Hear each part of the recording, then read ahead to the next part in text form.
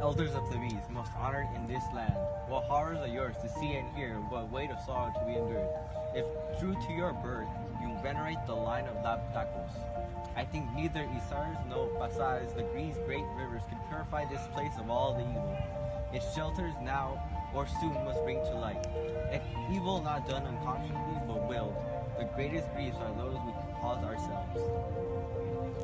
Surely we have grieved enough already. What new sorrow do you mean? He is dead. O miserable queen, but who's that? Full horror of what happened you cannot know, for you did not see it, but I, who did, will tell you, as clearly as I can see how she met her death. When she had left us, in passionate silence passing through the court, she ran to her apartment in the house, her hair clutched by the fingers of both hands. She closed the door behind her. Then by that bed where long ago the fatal son was conceived, that son who should bring about his father's death, we heard her call upon Laios, dead so many years, and heard her wail for the double fruit of her marriage, a husband by her husband, children by her child. Exactly how she died, I do not know. For Oedipus burst in moaning and would not let us keep vigil to the end. It was by him, as he stormed about the room, that our eyes were caught. From one to another of us he went, begging a sword, hunting the wife who was not his wife, the mother, whose womb carried his own children and himself. I do not know. It was none of us that aided him, but surely one of the gods was in control. For with a dreadful cry he hurled his weight, as though wrenched out of himself at the twin doors. The bolt gave in and he rushed in. And there we saw her hanging, her body swaying from the cruel cord she had noosed about her neck. A great sob broke from him, heartbreaking to hear, as he loosened the rope and lowered her to the ground. I would blot out from my mind what happened next, for the king ripped her gown and ground the gold brooches that were her ornament and raised them and plunged them down straight into his own eyeballs, crying, no more shall you look on the misery of me, the horrors of my own doing. Too long you have known the faces of those whom I should have never seen. Too long been blind to those for whom I was searching. From this hour go in darkness. And as he spoke, he struck his eyes not once but many times, and the blood splattered his beard, bursting from ruined sockets like red hail. So from the unhappiness of two, these evil has sprung, a curse on the man and woman alike. The whole happiness of the house of Labdacos was happiness enough. Where is it today? It is all wailing and ruin, disgrace and death. All, and it is wholly and forever theirs. Is he in agony still? Is there no rest for him? He is calling for someone to open the door, but so that all the children of Cosmos may look up. So his father's murderer, his mother's, no, I cannot say it. And then he will leave to be self-exile in order that curse, when he calls himself pronounced, may depart from the house. He is weak and there is none to meet him, so terrible is the suffering. But you will see, look, the doors are opening. In a moment you will see a thing that will crush a heart of stone.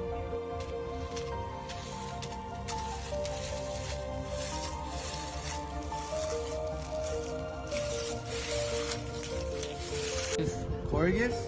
Dreadful indeed for me to see. Never have my own eyes looked on a sight full of fear. Oedipus, what madness came upon you? What demon leaped upon your life with heavier punishment than a mortal man can bear? No, I cannot even. God, is there sorrow greater? Where shall I find harbor in this world? My voice is being hurled away in the dark wind. What has God done to me? Of memory to never be gouged out. This is not strange. You suffer it all over twice. Worse in pain, pain and worse. Ah, friend, dear friend, are you faithful even yet? You alone? Are you still standing near me? Will you stay here, patient, to care for a blind man? Yet even blind, I know who attends me, by the tone of voice. Though my new darkness is comfort. Oh, fearful act! What god was it drove you to rake black night across your eyes? Apollo, dear children, the god was Apollo. He brought this sick fate upon me, but the blinding hand was on my own.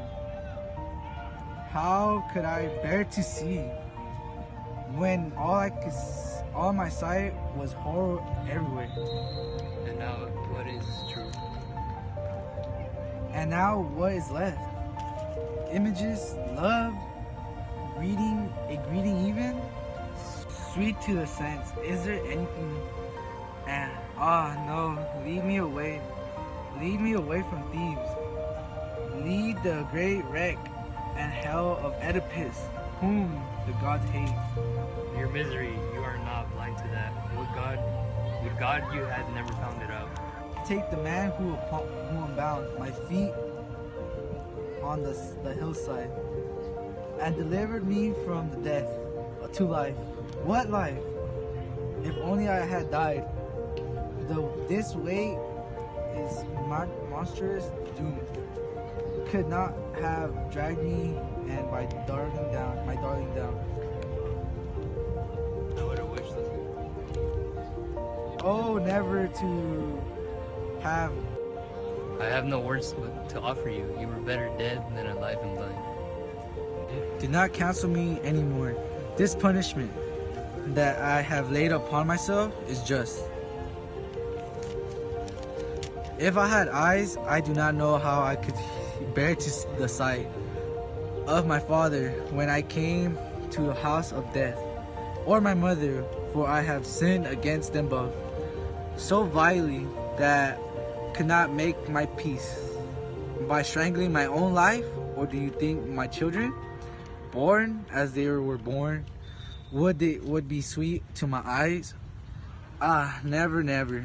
Nor this town with the high walls, nor the holy images of the gods. For I, thrice miserable, Oedipus, noblest of all line of Cadmos, have condemned myself to enjoy these things no more, by my own malediction, expelling that man whom the gods declared to be defilement in the house of Leos.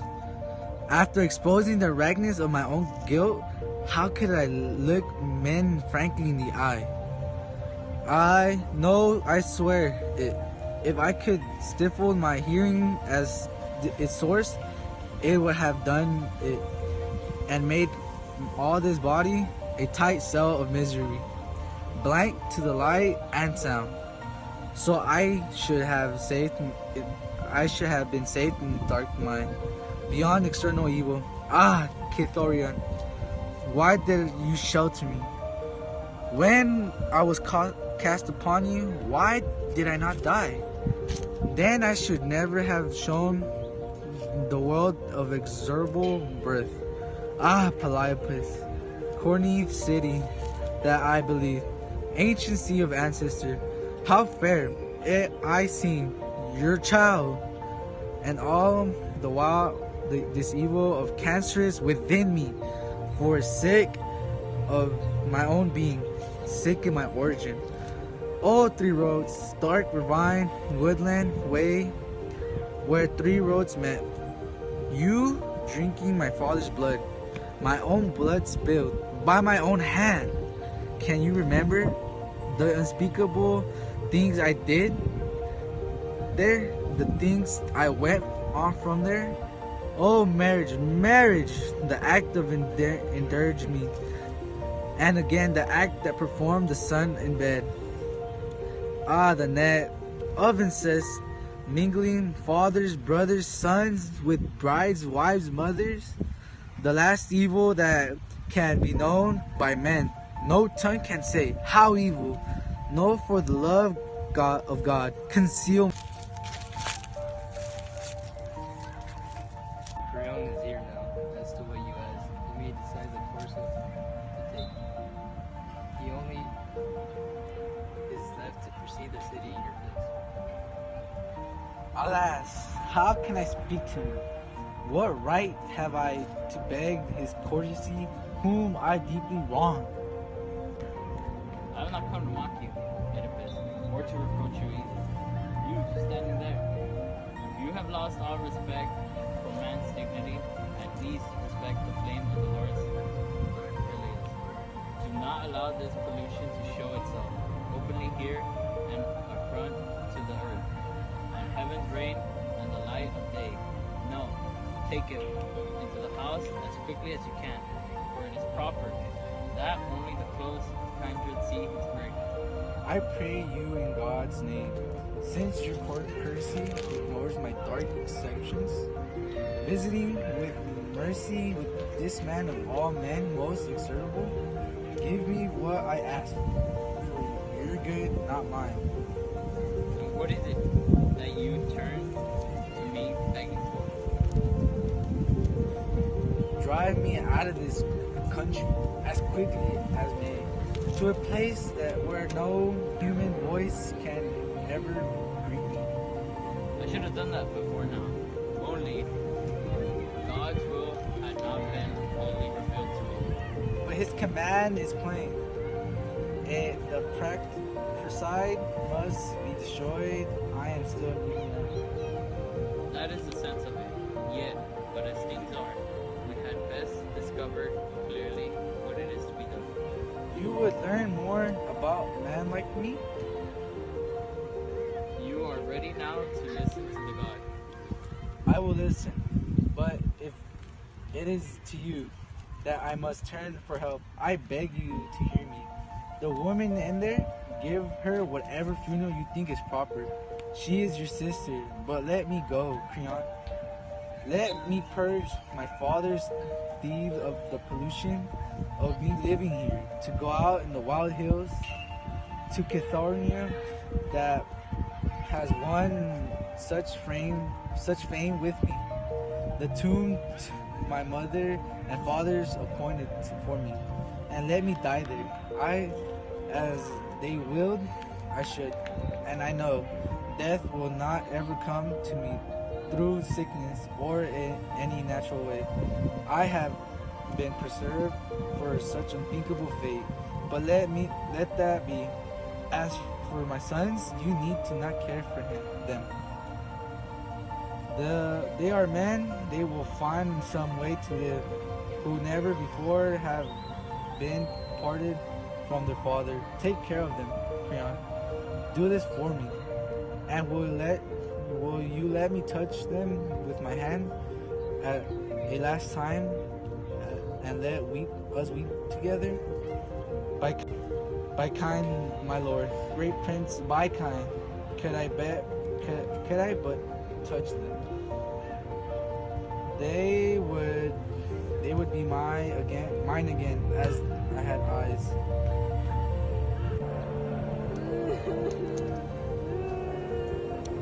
Ah, God, is this my dearest children I hear weeping? Has Creon pitied me and set my daughters? Yes, Oedipus. I knew that they were dear to you in the old days, and now you must love them still. May God bless you for this. He is a friendlier guardian to you than he has been with me. Children, where are you? Where are you? Come quickly to my hands. They are your brothers. Hands that have brought your father's one's clear eyes to this way of seeing. Ah, dearest ones, I had neither sight nor knowledge that your father by the woman who was the source of his own life, and I weep with you, for you. Having no strength to see you, I weep for you. I think of bitterness. That man will visit upon you all your lives without being forced to depart again in tears. And when you come to marriageable age, where is a man, my daughter, who could dare risk the bane that lies on all my children? Is there an evil wanting? Your father killed, his father sowed a womb of her own bore him, endangered you at the fount of his own existence. That is what they will say to you. Them whom can you ever marry? There is no bridegrooms for you, and your lives will wither away miserable. O Creon, son of Mcleod, you the only father my daughters have, since we, their parents, are both gone forever. They are your own blood. You will let them into beggary and loneliness. You will keep them from miseries that are mine. Take pity on them. See, they are only children, friendless except for you. Great Prince, give me your hand in the token of it. Children, I could say much if you could understand me, but as it is, I have only this prayer for you. Live where you can be as happy as you can. Happier please God than God has made you father. Enough. You have wept enough. Now go within. I must, but it is hard. Time cases all things. You know my mind is. Say what you desire. Send me from Thebes. God grant that I may. But since God hates me, No, he will grant your wish. you promise? I cannot speak beyond my knowledge. Then lead me. Come now, and leave your children. Do not take me from them. Do not take them from me. Think no longer that you are in command here, but rather think how when you send your own decision.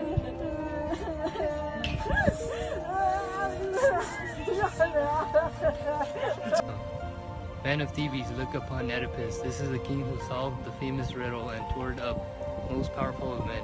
No mortal eyes but looked on him with envy, yet in the end ruin swept over him. Let every man in mankind's frailty consider his last day, and let none presume of his good fortune, and he find life at his death's memory without pain.